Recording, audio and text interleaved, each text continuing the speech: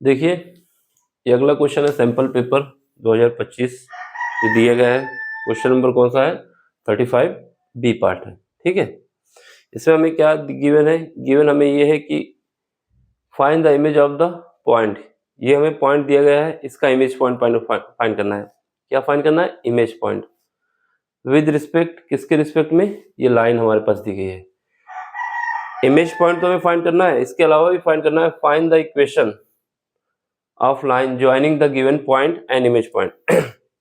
देखो इसमें क्या है, इसमें हमारे पास अगर ये लाइन है, ठीक है, इस लाइन की इक्वेशन ये दी गई है। क्या गिवन है? x minus 3 divide by 1 is equal to Y plus 1 divide by 2 is equal to z minus 1 divide by 3। ठीक, ये इक्वेशन की लाइन दी गई है।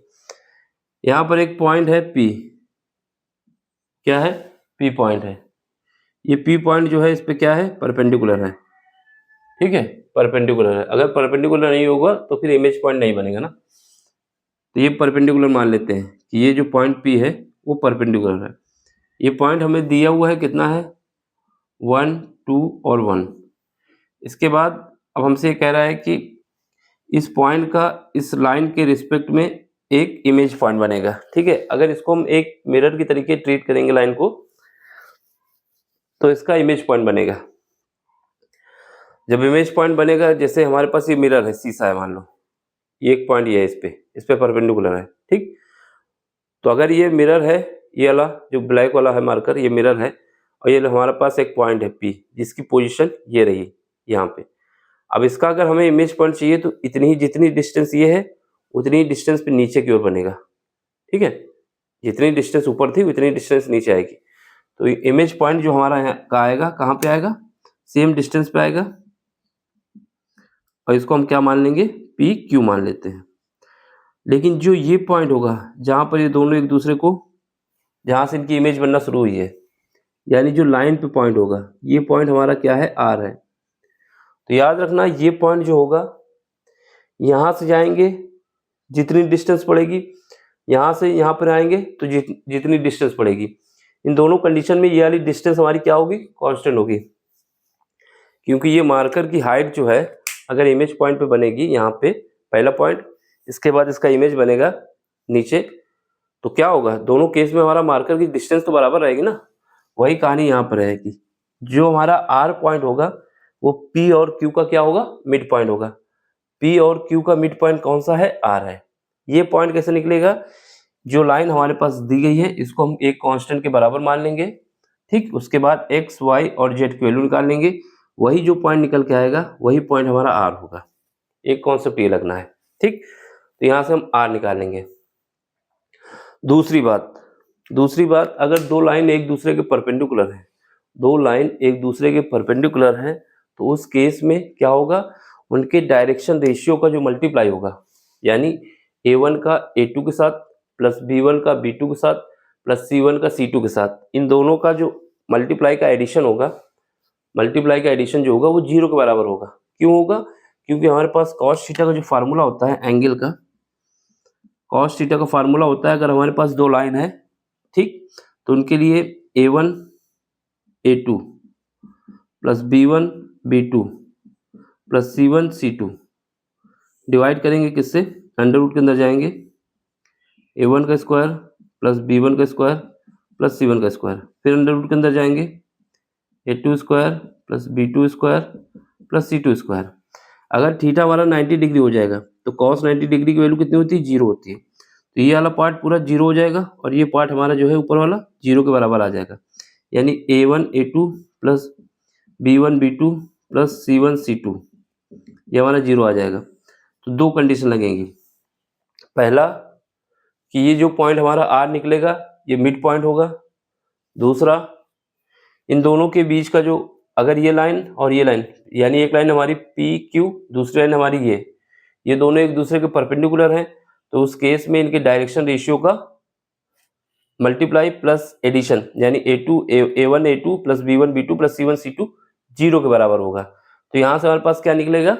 लैम्डा की वैल्यू निकलेगी। कैसे निकलेगी? क्योंकि यहाँ पर हमारे पास क्या है? एक पॉइंट तो हमारे पास निकल आया है, ठीक। और डायरेक्शन रेशियो क्या होता है ये भी समझ लो। तो जो नीचे लाइन के होता है ना, ये इसका डायरेक्शन रेशियो, ये ए आएगा, ये मान लो A1 आएगा, ये A2 आएगा, ये सॉरी ये A1, ये B1, ये C1।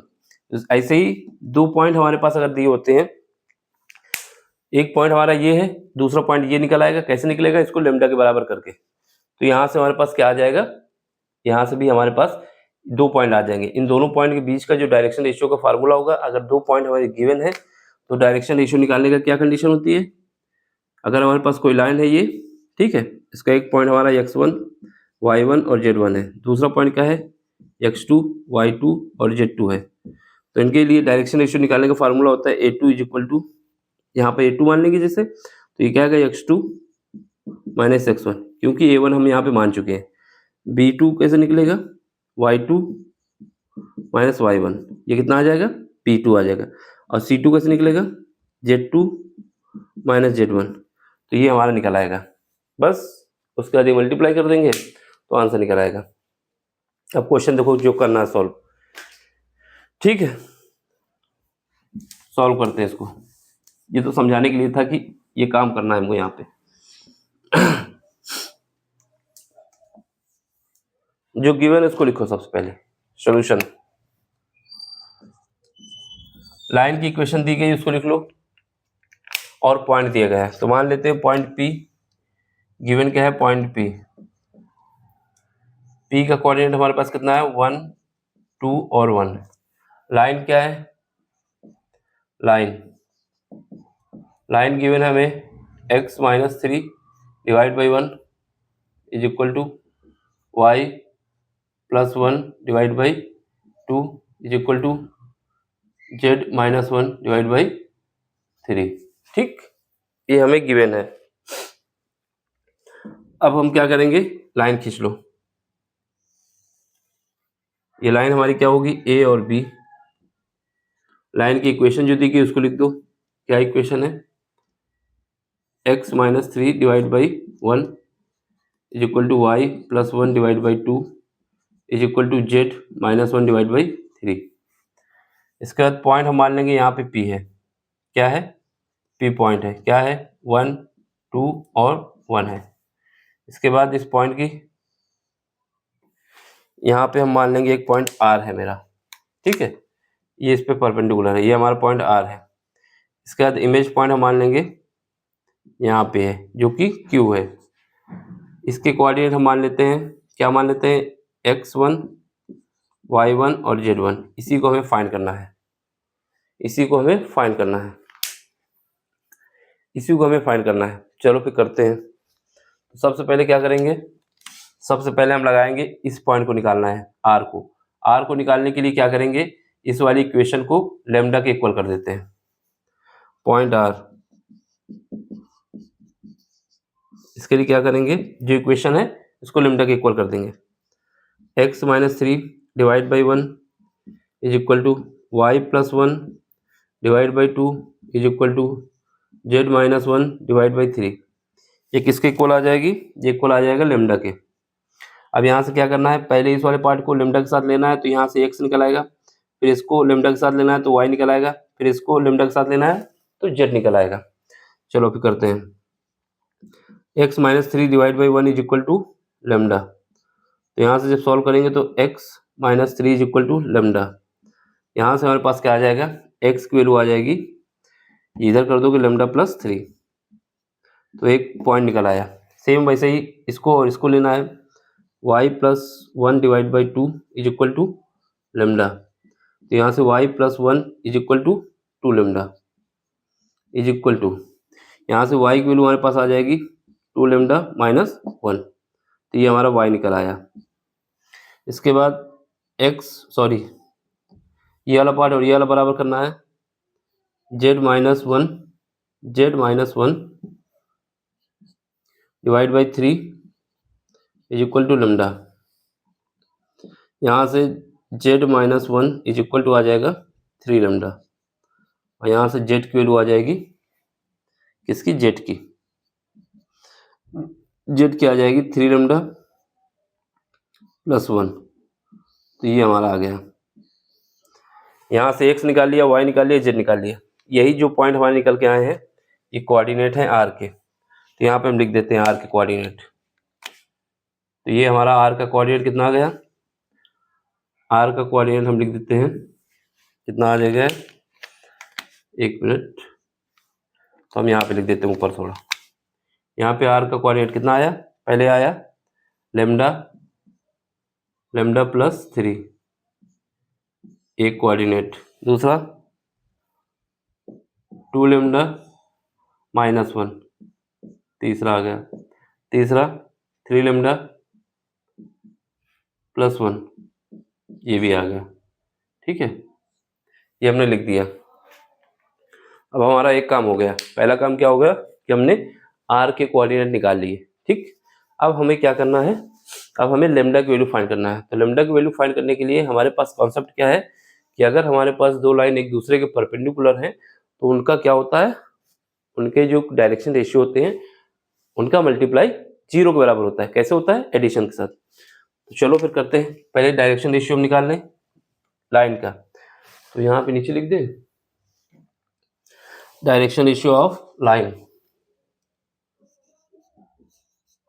Direction ratio of line A B. देखो जब जनरल फॉर्म से इसकी कंपेयर करोगे ना लाइन की, तो ये हमारे पास क्या होगा, x minus x1 divide by a, y minus y1 divide by b, z minus z1 divide by c. तो यहाँ से कंपेयर करने के बाद जो नीचे वाले पार्ट होते हैं ना डिवाइड में, वो हमारा क्या होता है, डायरेक्शन रेशियो होता है, डायरेक्शन रेशियो होता है। ठीक है, तो यही निकाल लेते हैं। तो यहाँ पे क्या आएगा, a1 कितना आ जाएगा, इसकी लाइन का डायरेक्शन रेशियो अगर लिखेंगे तो हम इसको a1 मान लेते हैं, a1 b1 और c1, ये क्या आ जाएंगे, a1 b1 c1 कितना आ जाएगा, a1 b1 और c1। ये जो लाइन है ना इसके जो नीचे लिखे हुए हैं 1 2 3 यही हो जाएंगे, इक्वल टू 1 2 और 3। तो एक तो डायरेक्शन रेशियो हमको पता चल गया। अब हमें क्या करना है, P और R अगर दो पॉइंट दिए होते हैं और इनका डायरेक्शन रेशियो निकालना है लाइन का, तो हम क्या करते हैं, P और R के कोऑर्डिनेट लेते हैं, फिर x2 माइनस x1 करेंगे, y2 माइनस y1 करेंगे, z2 माइनस z1 करेंगे, तो a2 b2 c2 निकल आएगा। ठीक है, वही करते हैं यहाँ पे। यहाँ पे क्या करते हैं, direction ratio of P R, direction ratio of P R कहें या direction ratio of line P Q. तो यहाँ पे लिख दे नीचे कि ऊपर ही करें, यहाँ पे इतने में हो जाएगा वैसे, फिर भी चलो यहीं पे कर देते हैं। तो direction ratio of line P Q,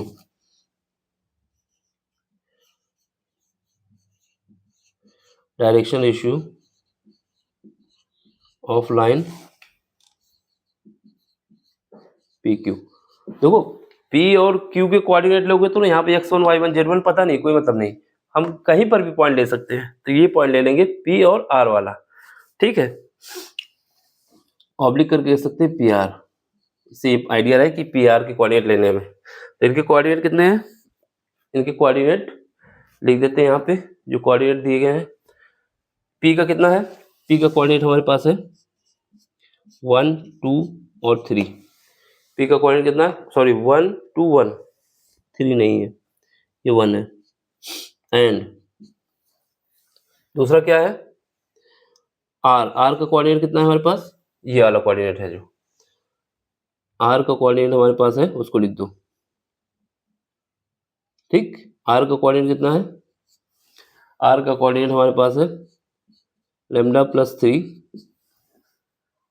फिर उसके बाद क्या है 2 लेमडा माइनस 1, फिर उसके बाद क्या है 3 लेमडा प्लस 1। तो हमने R के भी लिख दिया। ठीक, अब हमारे पास अगर दो पॉइंट दिए होते हैं x1 y1 z1 जैसे बताया था, तो उनका डायरेक्शन रेशियो निकालने का फार्मूला जो हमने बताया था, क्या करते हैं, डायरेक्शन रेशियो निकालने का फार्मूला होता है मेरा, जैसे a2 निकालना है हमें, क्योंकि a1 b1 c1 तो मान ही चुके हैं, अब a2 निकालना है। तो a2 कैसे निकलेगा, x2 माइनस x1, तो ये कितना है लेमडा प्लस 3 इसको किससे माइनस करेंगे, इससे, माइनस का 1, तो यहाँ पे सॉल्व करेंगे कितना आ जाएगा, लेमडा प्लस 2, तो ये हमारा A2 निकल आया। अब यहाँ से B2 निकाल लो, ये क्या आएगा, 2 lambda minus 1 is equal to, sorry minus x2 minus sorry y2 minus y1 कितना है, माइनस का 2 है, तो ये क्या आ जाएगा, 2 लेमडा माइनस ये माइनस माइनस का 3।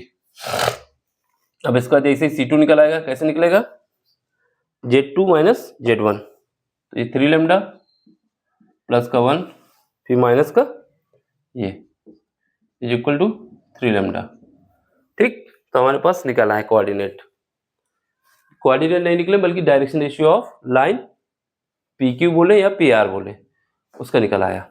अब हमारे पास क्या है, अगर दो लाइन एक दूसरे के परपेंडिकुलर है तो उनका डायरेक्शन रेशियो का मल्टीप्लाई जो होता है क्या होता है, 0 होता है। इन केस ऑफ परपेंडिकुलर,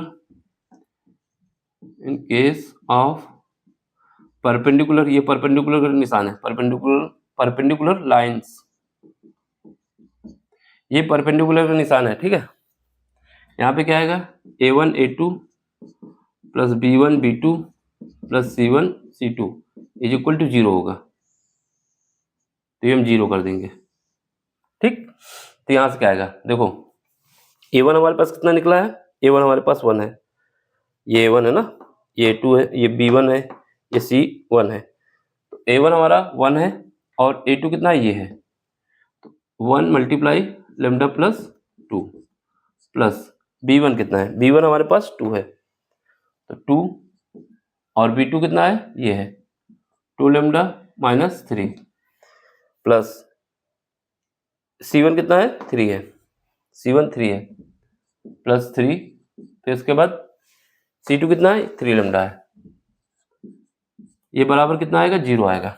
चलो 1 का मल्टीप्लाई करोगे तो 1 ही आएगा, 2 आ जाएगा, यहाँ पे 2 का मल्टीप्लाई करोगे तो 4 आ जाएगा, यहाँ पे 2 मल्टीप्लाई होगा माइनस का 6 आएगा, यहाँ पे 3 मल्टीप्लाई होगा 9 लेमडा आएगा बराबर 0। देखो 4 लेमडा प्लस 9 लेमडा कितना आ जाएगा, 13, और एक ये लेमडा 14 आ जाएगा, 14 लेमडा। यहाँ पे क्या है, 2 है और यहाँ पे माइनस का 6 है, तो ये क्या होगा, माइनस का 4 बचेगा, उस तरफ भेज दोगे तो प्लस का 4 हो जाएगा। तो यहाँ से लेमडा की वैल्यू कितनी आ जाएगी, लेमडा की वैल्यू आ जाएगी 2 बाई आ जाएगी 7, क्योंकि यहाँ 14 है, 2 से काट दोगे इसको, तो यहाँ 7 बचेगा। तो लेमडा की वैल्यू आपको पता चल गई, क्या बचा, 2/7। जब लेमडा की वैल्यू पता चल गई ना, तो उस पॉइंट लेमडा की जब वैल्यू हमें पता चल गई तो हम यहाँ पे रख देंगे, तो हमारे पास पॉइंट R के कोऑर्डिनेट आ जाएंगे। ठीक है, तो point R, coordinate of R, point R क्या आएंगे, यहाँ पर लेमडा की वैल्यू रखना है, तो ये क्या आ जाएगा, पहले देखो लेमडा है 2 + 7 प्लस कितना है, 3 है, तो 3 लिख दो, फिर उसके बाद कॉमा 2 लेमडा कितना है 2/7 माइनस का 1, तो ये निकल आएगा, कॉमा 3 लेमडा 3 और यहाँ पे लेमडा की जगह 2/7 प्लस का 1।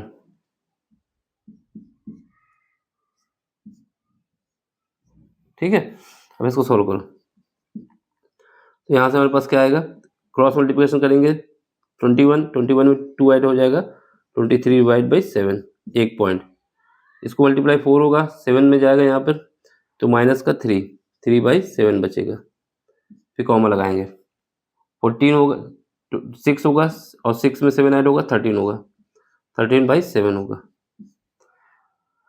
तो ये हमारे पास आ गया कोऑर्डिनेट ऑफ R। ठीक, कोऑर्डिनेट ऑफ R आ गया। अब हमें क्या करना है, हमें फाइंड करना क्या है कि ये वाला पॉइंट फाइंड करना है, और हमने बताया था कि ये पॉइंट जो है हमारा मिड पॉइंट है, ये पॉइंट जो है ये और ये P और Q का मिड पॉइंट क्या है, R है। तो अब यहाँ पे मिड पॉइंट का कॉन्सेप्ट लगाएंगे, ये हमको पता है मिड पॉइंट, ये नहीं पता चल जाएगा। मिड पॉइंट का कॉन्सेप्ट क्या होता है, अगर दो पॉइंट हमारे पास दिए हुए हैं x1 y1 x2 y2, x1 y1 एक x1 y1 z1, एक पॉइंट दूसरा पॉइंट x2 y2 z2, तो इनके पॉइंट अगर मिड पॉइंट निकालना है तो क्या करेंगे, x का निकालना है तो क्या करेंगे, x2 plus x1 divide by 2। y का निकालना है तो क्या करेंगे, y1 plus y2 divide by 2। z का निकालना है तो क्या करेंगे, z1 plus z2 divide by 2। तो वही यूज होगा यहाँ पर, ठीक है। मिड पॉइंट का कॉन्सेप्ट लगेगा यहाँ पर। मिड पॉइंट का कॉन्सेप्ट लगाओगे, ये हमारा मिड पॉइंट है, मिड, माइंड नहीं मिड, ठीक है। तो मिड पॉइंट का कॉन्सेप्ट लगाएंगे हम। तो यहाँ पे क्या आ जाएगा हमारे पास, यहाँ पर पॉइंट ये लिख देते हैं, पॉइंट Q, ठीक है, जो कि इमेज पॉइंट है। मिड पॉइंट का कॉन्सेप्ट लगाओ यहाँ पर, ये क्या आएगा, ये हमारे पास इसका अगर कोऑर्डिनेट क्या है, x1 plus 1 divide by x1 plus 1 divide by 2, ये किसके बराबर होगा, ये वाले पॉइंट के, इस वाले पॉइंट का। इस पॉइंट की वैल्यू क्या निकली है, 23/7, 21 हो जाएगा, हाँ ठीक है। अब इसको सॉल्व करो, यहाँ से सॉल्व करेंगे तो क्या आएगा, इसका क्रॉस मल्टीप्लिकेशन करें, x1 प्लस 1, यहाँ पे क्या आएगा, ये हमारा आ जाएगा 46 डिवाइड बाई 7, ठीक है। 2 से मल्टीप्लाई हो गया। अब यहाँ से इसको इधर भेज दो, यहाँ से x1 is equal to 46 minus का 1, सॉल्व करेंगे तो यहाँ से x1 आ जाएगा मेरा, कितना आएगा, यहाँ से हमारे चले जाएंगे 7 जाएंगे तो 39 बचेगा, 39/7 बचेगा। तो ये हमारा x1 हो जाएगा, एक पॉइंट। ऐसे ही हमें क्या निकालना है, y1 निकालना है। तो y1 निकालने के लिए क्या करोगे, ये प्लस ये, y1 प्लस क्या है 2 डिवाइड बाई क्या करोगे, 2 करोगे, इज इक्वल टू, ये किसके बराबर होगा, इस वाले के, माइनस का 3/7। क्रॉस मल्टीप्लिकेशन करो यहाँ पर भी, तो यहाँ पर क्या आएगा, y1 प्लस 2, क्रॉस मल्टीप्लिकेशन होगा माइनस का 6 डिवाइड बाई 7। अब क्या करना है, यहाँ से हमें निकालना है y1, तो इसको इधर भेज दोगे, यहाँ से y1 इज इक्वल टू आ जाएगा, ये 2 इधर जाएगा, माइनस 6 डिवाइड बाई 7 माइनस का 2, तो यहाँ से कितना आ जाएगा, 14 में 6 ऐड होगा, माइनस का 20 डिवाइड बाई 7। तो यहाँ से हमारा क्या निकल आया, यहाँ से हमारा निकल आया y1 कितना निकला, माइनस का 20 डिवाइड बाई 7, माइनस का 20 डिवाइड बाई 7, इसको थोड़ा नीचे करना पड़ेगा, ठीक। ये हमारा निकल आया माइनस का 20/7, ये निकल आया। अब सुनो, अब क्या है, अब हमें निकालना है ये वाला पॉइंट z1। तो z1 प्लस क्या करोगे, इसके साथ एडिशन 1 के साथ, डिवाइड क्या करोगे 2, मिड पॉइंट का कॉन्सेप्ट लगा यहाँ पर। ये किसके बराबर होगा, ये हमारा बराबर हो जाएगा, इस वाले के बराबर हो जाएगा, लास्ट में क्या 13/7, 13/7। तो यहाँ से सॉल्व करेंगे तो क्या आएगा, z1 प्लस 1, क्रॉस मल्टीप्लिकेशन करो, कितना आ जाएगा 26 डिवाइड बाई 7, ठीक है। अब यहाँ से इसको सॉल्व कर लो, सॉल्व करेंगे तो यहाँ से z1 is equal to 26 divide by 7 minus का 1, ठीक। तो यहाँ से हमारा z1 आ जाएगा, देख रहे हो वहाँ पे, तो z1 आ जाएगा, कितना आ जाएगा 19, z1 हमारा निकल आया 19 डिवाइड बाई 7, तो z1 आ गया मेरा, ठीक है। अब हमारे पास पॉइंट क्या आ गया, इमेज पॉइंट Q जो आ गया, Q जो पॉइंट आ गया मेरे पास क्या आ गया, x1 y1 और z1। ये क्या निकला है, ये निकल के आया जो वैल्यू हमने निकाली, लिख दो बस। पहले क्या वैल्यू निकली है, 39/7। दूसरी क्या निकली है, y1 कितना निकला है, -20 डिवाइड बाई 7। फिर क्या निकला है, 19 डिवाइड बाई 7। तो ये हमारा आंसर हो गया, ठीक। तो एक तो आंसर हो गया, लेकिन इसके अलावा पूछा गया हमसे, ये तो हमने बता दिया कि ये आ गया, इसके अलावा हमसे पूछा गया है कि पॉइंट हमारे पास P और Q को ज्वाइन करने वाली लाइन की इक्वेशन बतानी है। तो इसको भी देख लो, इक्वेशन ऑफ लाइन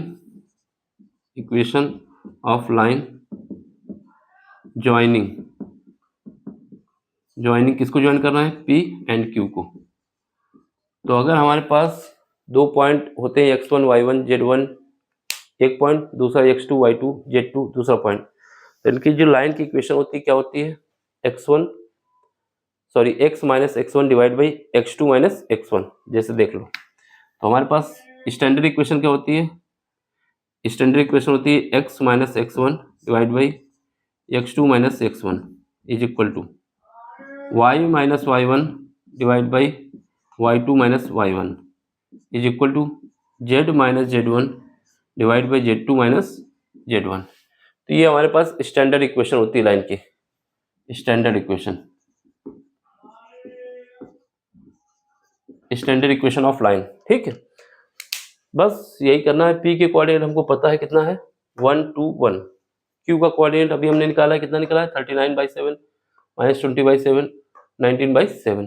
ठीक, चलो फिर कर लेते हैं। तो यहाँ से क्या आएगा x1 कितना रखेंगे, इसको मान लेते हैं पहला पॉइंट 1 डिवाइड बाई क्या करोगे x2 माइनस x1। x2 कितना है 39/7 माइनस का कितना है 1 है, सॉरी x1 कितना था 1 था, तो यहाँ पे हमारे पास 1 आ जाएगा is equal to y minus y1 कितना है, y1 हमारा 2 है क्योंकि यहाँ पर p का कोऑर्डिनेट है, तो 2 डिवाइड कितना करोगे y2 कितना है माइनस का 20/7 और माइनस का 20 और y1 कितना है 2 है, तो इसको लिख दोगे is equal to z minus z1 कितना है 1 है, ये लिख दोगे।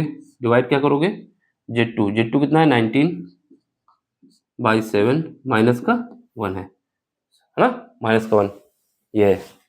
अब इसको सॉल्व कर लो, यहाँ से x माइनस 1, अब इसमें 7 एलसीएम ले लोगे, कितना आ जाएगा 39 minus 7 divide by 7 is equal to, यहाँ पे आओ y minus 2 divide by minus का 20 इससे मल्टीप्लाई होगा माइनस का 20 माइनस का 14/7, फिर इसके बाद इक्वल टू z माइनस 1, नीचे क्या आएगा 19 मल्टीप्लाई बाई 7 डिवाइड बाई 7। ठीक है, तो यहाँ से क्या करोगे इसको सॉल्व करोगे, तो x माइनस 1 ये 7 हमारा ऊपर आ जाएगा, तो इसको यहाँ लिख दो डिवाइड बाई, यहाँ पे कितना बचेगा, यहाँ पे हमारे पास बचेगा 32 बचेगा इज इक्वल टू, यहाँ पे क्या है y माइनस 2, यहाँ पे कितना 7 ऊपर आ जाएगा ये, यहाँ पे नीचे कितना बचेगा माइनस का 34 बचेगा इज इक्वल टू, यहाँ पे क्या है z माइनस 1 7 ऊपर आ जाएगा, ये कितना बचेगा 12 बचेगा। ठीक, अब क्या करना है 7 से डिवाइड कर देना और 2 से मल्टीप्लाई कर देना, यानी 2/7 से मल्टीप्लाई कर दो सब में, 2/7 से करने से ये 7 हट जाएगा, 2 से ये कट जाएगा। ठीक, तो हमारे पास क्या आएगा x minus 1 divide by 16 is equal to 7 हट जाएगा, हमने क्या किया है 2/7 से मल्टीप्लाई किया पूरे पार्ट में, तो यहाँ पे क्या बचेगा y माइनस 2 डिवाइड बाई कितना बचेगा 17 इज इक्वल टू, यहाँ पे क्या बचेगा z माइनस 1 डिवाइड बाई 6। तो ये हमारा फाइनल आंसर है लाइन की इक्वेशन का।